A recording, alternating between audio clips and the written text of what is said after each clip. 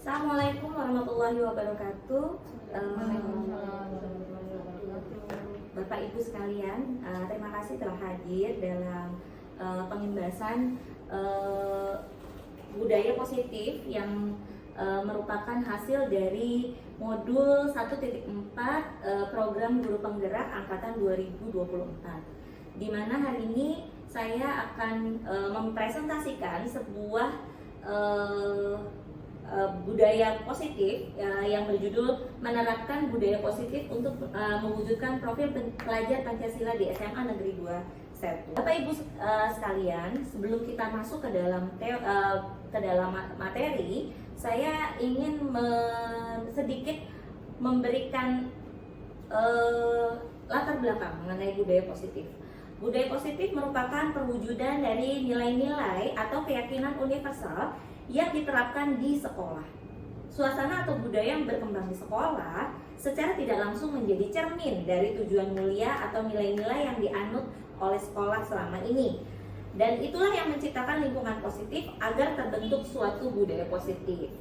Nah, budaya positif ini Bapak Ibu sekalian tidak serta-merta terwujud begitu saja.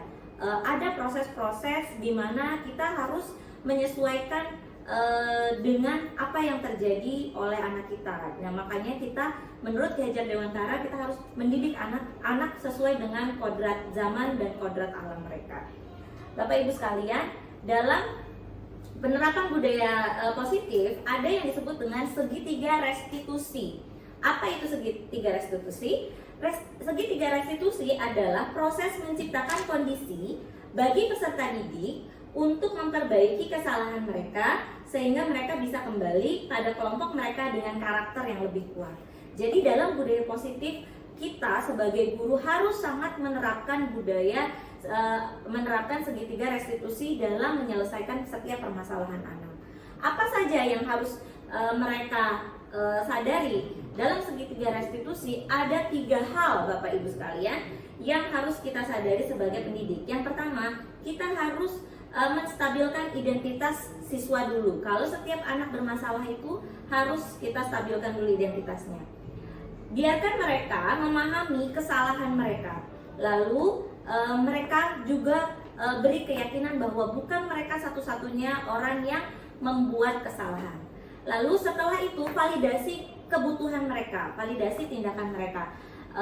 Misalnya dengan pertanyaan, apakah kamu punya alasan mengapa melakukan itu, dan adakah cara yang lebih efektif untuk mendapatkan apa yang kamu butuhkan. Jadi validasi apa yang mereka butuhkan. Lalu yang terakhir, tanyakan keyakinan mereka. Seperti apa? Misalnya nilai-nilai apa yang telah kita sepakati dan apakah kamu ingin menjadi seperti apa nantinya. Jadi ya tanyakan keyakinan anak.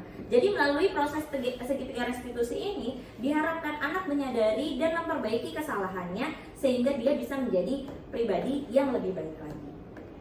Budaya positif di SMA Negeri 2 Setu tujuannya adalah 1.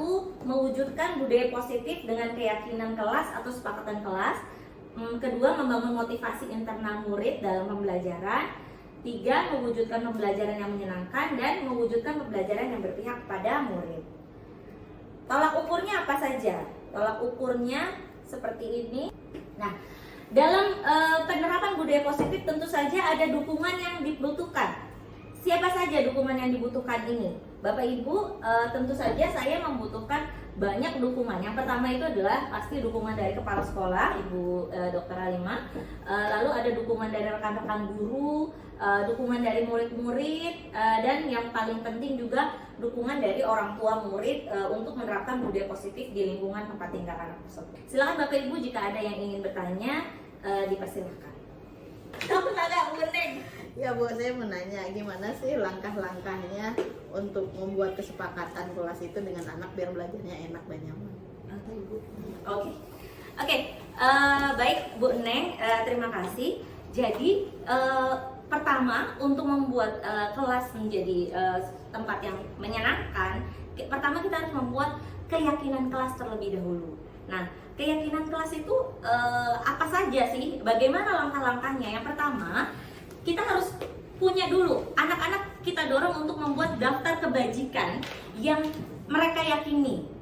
gitu. Lalu setelah itu, setelah menentukan nilai-nilai kebajikan yang ingin mereka yakini, berikan curah pendapat kenapa mereka menganggap itu sebagai sesuatu yang baik. Terus yang ketiga, lalu sempurnakan beberapa daftar nilai kebajikan yang ada di kelompok, bahas kembali dengan kelompoknya. Misalnya ada meminta izin ketika ke kamar mandi. Terus ada juga yang meminta izin ketika hendak bertanya. Nah, bisa digabungkan menjadi satu. Misalnya meminta izin ketika melakukan kegiatan gitu, kegiatan di luar kegiatan kelas seperti itu. Lalu yang keempat, tuangkan semua keyakinan-keyakinan tersebut ke dalam poster atau ditempel di depan kelas supaya anak tetap membaca dan melihat apa saja yang sudah mereka yakini. Seperti itu kira-kira Bu Neng. Apakah cukup jelas? Jelas. Terima kasih. Ya. Terima kasih Bu Neng. Demikian Bapak Ibu yang bisa saya sampaikan. Terima kasih. Kurang lebihnya mohon maaf. Billahi taufiq wal hidayah. Wassalamualaikum warahmatullahi wabarakatuh.